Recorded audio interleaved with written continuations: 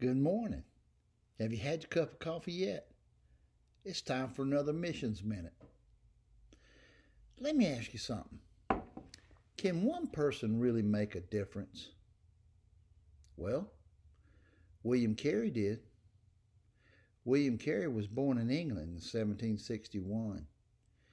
His parents were weavers, and his daddy taught William how to make shoes. At the young age of 20, William married his sweetheart and they started their family. William loved to study and he could read the Bible in 7 different languages. He also taught himself Greek and Hebrew during his spare time. One passage that he really loved was in Matthew 28:19 through 20. We call that the Great Commission passage. Therefore, go and make disciples of all nations, baptizing them in the name of the Father and of the Son and of the Holy Spirit, and teaching them to obey everything I've commanded you. And surely I am with you always to the very ends of the age. William took this verse seriously, and it wasn't long before he and his family were packed up and headed on a boat toward India. After 5 months of being on stormy seas, they finally landed in Calcutta, India, in November of 1793.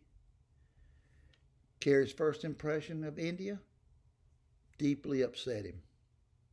There was so much hopelessness in the country.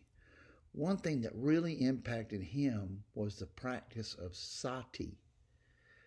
It was a traditional funeral custom where if a man died, his body would be burned and his wife or wives would throw themselves onto the fire in order to kill themselves.